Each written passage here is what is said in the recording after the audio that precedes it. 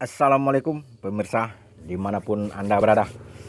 Bersama ini saya akan memberitahukan tentang zona-zona yang berkaitan dengan COVID-19. Sebenarnya ini adalah pertanyaan pribadi saya. Namun setelah saya pelajari, telusuri, dan akhirnya saya juga menemukan definisinya.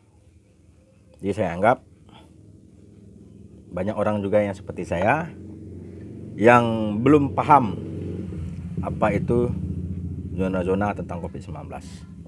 Sebelum saya jelaskan, jangan lupa klik subscribe biar saya tambah semangat memberikan informasi yang dibutuhkan demi kita bersama.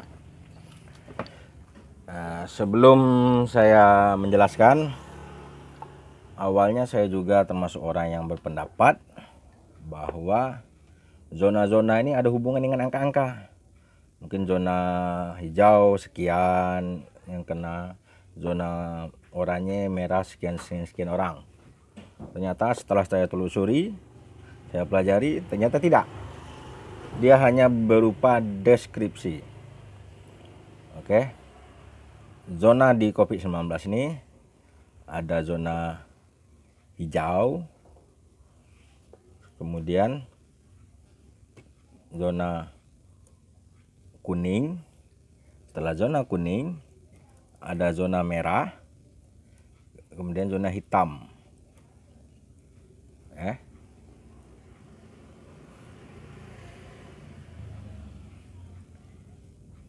Kemudian mari kita bahas satu persatu. Zona hijau. Hijau ini artinya sebuah daerah yang sudah tidak ada kasus, berarti nol kasus corona di daerah itu, dan kemudian aktivitas seperti biasa juga sudah berjalan dengan normal. Namun masyarakat di situ tetap perlu ada kesadaran untuk meningkatkan social distancing atau jarak sosial, cuci tangan hingga pakai masker. Walaupun nol bukan berarti bebas, karena untuk pencegahan itu yang lebih penting. Jadi hanya zona hijau yang memiliki angka di situ, sudah tidak ada kasus, berarti nol. Kemudian untuk zona kuning, artinya ada beberapa kasus yang mana penularannya terjadi penularan lokal. Dan di zona ini PSBB bisa dilakukan secara parsial atau sebagian-sebagian. Tidak semuanya, mungkin daerah ini PSBB, daerah ini tidak gitu. Itu kemudian tetap seperti zona hijau, menerapkan protokol kesehatan, yaitu untuk mengidentifikasi kontak dari kasus yang dikonfirmasi, pelacak kontak dengan melakukan pengujian, pemantauan maupun isolasi mandiri. Jadi kalau ada kasus itu dilakukan identifikasi. Dan tetap seperti zona hijau, tetap lupa melakukan jarak sosial, cuci tangan dan etika bersih. Berikutnya lagi zona merah. Zona merah ini artinya masih ada kasus yang lebih dari satu klaster.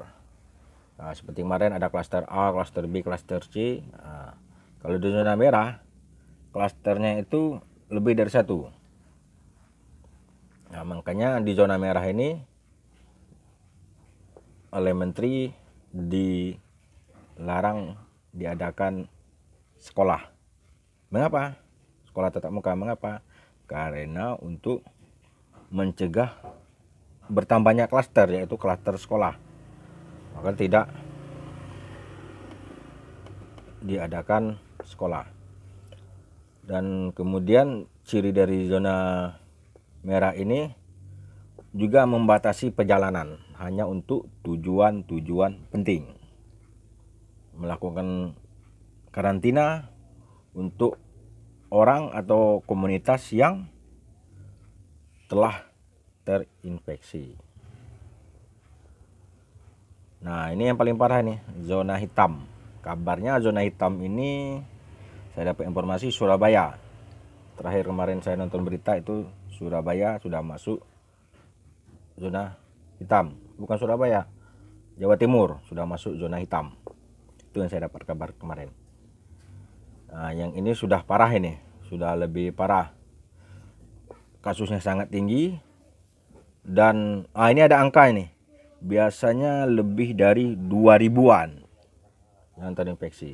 Jadi demikianlah yang bisa saya sampaikan tentang zona-zona itu. Nah, kembali kepada video saya sebelumnya tentang yang boleh sekolah tatap muka, itu hanya zona hijau, yaitu di daerah itu 0 kasus COVID-19. Demikian pemirsa, lebih kurang saya mohon maaf. Semoga bermanfaat tentang definisi zona-zona di COVID-19 ini. Saya pun termasuk yang baru tahu nih setelah mempelajari, menelusuri. Saya yakin banyak yang seperti saya. Oke, pusikum wa nafsin bitaqullah. Assalamualaikum warahmatullahi wabarakatuh.